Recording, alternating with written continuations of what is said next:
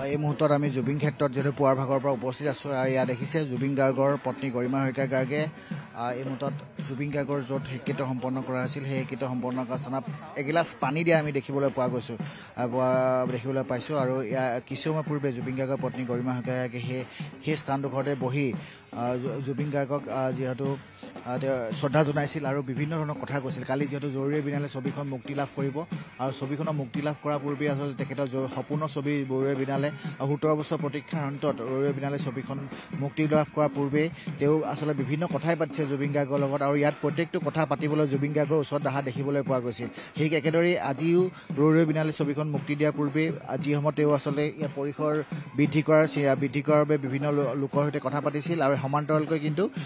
এই যি স্থানডোখৰ সেই স্থানডোখৰত আহি য'ত শেষকৃত্য সম্পন্ন কৰা হৈছিল সেই শেষকৃত্য সম্পন্ন কৰা স্থানডোখৰত আহি